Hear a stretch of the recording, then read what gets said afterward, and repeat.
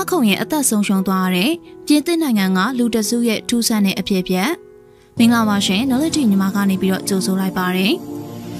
ကမ္ဘာပေါ်မှာလူသားတွေရဲ့အသက်အန္တရာယ်များစွာကိုချိန်ချောက်ခဲ့တဲ့ယောဂများစွာရှိပါတယ်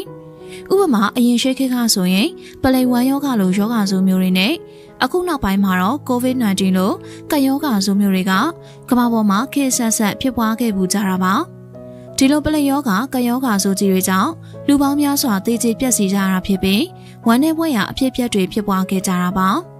ဒါပေမဲ့ဒါအကြောင်းမဖွယ်ယောဂတွေသာဖြစ်ပြီးထူးထူးဆန်းဆန်းယောဂတွေလို့တော့အမည်တက်လို့မရသေးပါဘူးဒီယောဂတွေနဲ့မတူပဲ15ရာစုတုန်းကပြင်သစ်နိုင်ငံမှာထူးဆန်းပြီးကြောက်စရာကောင်းတဲ့ပလိန်ယောဂဆိုကြီးတစ်ခုဖြစ်ပွားခဲ့ပါတယ်ဘလို့ထူးဆန်းတဲ့ယောဂမျိုးလဲဆိုရင်တော့ကားခုန်တဲ့ယောဂပါဟုတ်ပါတယ်ကြားရတာမမှားပါဘူး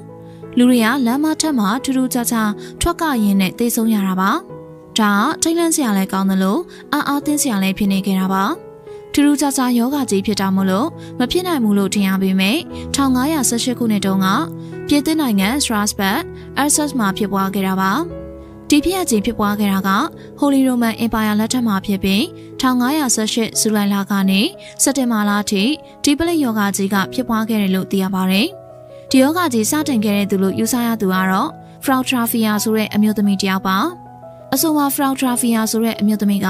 Strasbourg ကလန်ဒန်လမ်းပေါ်မှာစိတ်အားထက်သန်စွာနဲ့ထိမ့်မနိုင်သိမ့်မရကားခုန်နေခဲ့တာပါNat Van Der Ray ဆိုသူရဲ့အဆိုအရ Frau Travia ကသူမရဲ့ပြည်တော်အိမ်လေးကနေဇူလိုင်လ14ရက်နေ့မှာထွက်လာပြီးလမ်းကျင်းလေးတစ်ခုမှာစတင်ကားပြဖျော်ဖြေခဲ့တယ်လို့သိရပါတယ်။ Frau Travia ကကားခုန်နေပေမဲ့တီးမှုတ်ပြီးတဲ့ဂီတရဲ့လို့မရှိပါဘူး။တကူရဲလမ်းပေါ်မှာဘလို့တီးလုံးမှမပါဘဲနဲ့ကားခုန်နေတာကြောင့်လူအများကတုံ့လှုပ်ခြောက်ခြားနေခဲ့ရတာပါ။ဒါပေမဲ့ Frau Travia ကအဆက်မပြတ်ကားခုန်နေတာကြောင့်နောက်မကြခင်ချိန်တွင်မှာပဲလူ3လစဉ်ခန့်လဲ Frau Travia လိုပဲလမ်းပေါ်ထွက်ပြီးအဆက်မပြတ်ကားခုန်နေကြပါတယ်။အဲဒီနောက်ကားခုန်သူတွေတဖြည်းဖြည်းများလာပြီးတော့ဩဂတ်လအရောက်မှာလူပေါင်း400ထိဖြစ်လာခဲ့ပါတယ်။အဆက်မပြတ်ကားခုန်နေတာကြောင့်ကားချိတဲ့တချို့ကလည်းအမောဖောက်တာတွေလေဖြတ်တာတွေဖြစ်ပြီးတော့သေဆုံးသွားခဲ့ကြတာပါ။